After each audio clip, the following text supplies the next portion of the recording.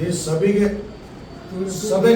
ತಿಳಿಸುವುದು ಏನಪ್ಪ ಅಂತಂದ್ರೆ, ಅಪ್ಪ ಮದಗೊಂಡ ಮಹಾರಾಜರ ಜೊತೆಲೆ ಸಣ್ಣ ವಯಸ್ಸಿನ ಹಿಡಿದು ಒಂದು ಉನ್ನತ ದೊಡ್ಡ ಇದಕ್ಕೆ ಬರೋ ಮಠ, ಅಲ್ಲಿ ಮಠ ಅವರ ಪ್ರೀತಿಯ ಗೆಳೆಯರು ಇವರು.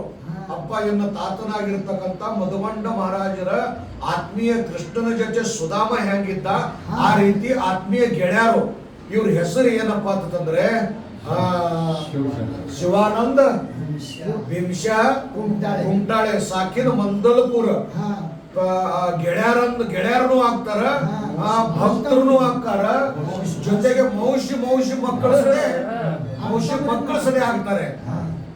ಇವ್ರದ್ದು ವಿಶೇಷತೆ ಹೇಳ್ಬೇಕಂದ್ರೆ ಗುರುಗಳದು ಇವ್ರದು ಸಣ್ಣ ವಯಸ್ಸದಾಗ ಎಂತ ಅಕಲು ತೆಗೆದಿದ್ರು ಗುರುಗಳು. ಮತ್ತು ಇವರು ಎಂತ ಅಕಲು ತೆಗೆದಿರಪ್ಪ ಅಂತ ಕೇಳಿದ್ರೆ, ನಮ್ಮ ಭಾರತ ದೇಶದ 18 ಭಾಷೆಗಳಿದ್ದಾವೆ. 18 ಭಾಷೆಗಳದು ಕೇಂದ್ರ ಪ್ರಮಾಣಿತವಾಗಿ ಭಾಷೆಗಳು.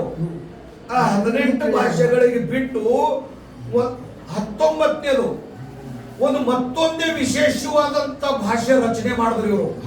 ನೀ ಮಗ ಈ ರೀತಿ ಮಾಡು, ಮದಗೊಂಡ ನೀ ಈ ರೀತಿ ಮಾಡು, ನೀ ಈ ರೀತಿ ಮಾತಾಡು, ನಾ ಈ ರೀತಿ ಮಾತಾಡ್ತಂತೇಳಿ ಸ್ವತಃ ಮನುಷ್ಯನೇ ತಯಾರು ಮಾಡಿದ್ರು ಇವರು. ಯಾರು ಕಲಿಸೋದಲ್ಲ, ಯಾರು ಹೇಳುವುದಲ್ಲ, ಯಾರು ಇದು ಅಲ್ಲ, ಇವರೇ ಕೂಡಿ ಅವು ಮಾತುಗಳು ತಯಾರು ಮಾಡಿ ಇಬ್ಬರೇ ಮಾತಾಡ್ತಿದ್ರು. ಕತಿಗಳು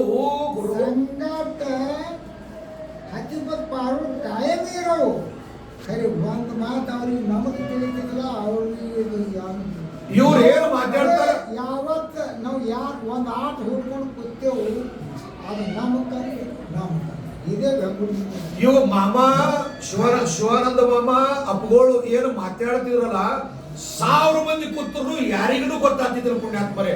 ಅಂತ ಮಾತು ಇವರೇ ಮಾತಾಡ್ತಿದ್ರು. ಇದು ತಿಳಿದ್ರೆ ಅವರಿಗೆ ಮುಂದೆವರಿಗೆ ತಿಳಿಯಲ್ಲ, ಇಬ್ಬರಿಗೆ ಗೊತ್ತಾಗ್ತಿತ್ತು. ಇವ್ರಿಗೆ ತಿಳಿಯಲ್ಲ ಅಂತ ಹೇಳಿ ಪರಿಚಯ ಮಾಡ್ಯಾರ. ಆಯ್ತು ಯಾವಾಗ ಇವರೇ ಸಾಧಕರು ಅಮೋಘಸಿದ್ದ ಬಟ್ ಹೇಳಿ ಅಮೋಘಸಿದ್ದು ಭಗವಾನ್ ಶೆಟ್ಟಿಗೆ ಪುಣ್ಯಾತ್ಮರೇ ಒಂದು ಮಾತು ತಿಳಿಯಲ್ಲ ಅಂದ್ರೆ ಆಯ್ತು. ಅಮೋಘಸಿದ್ದ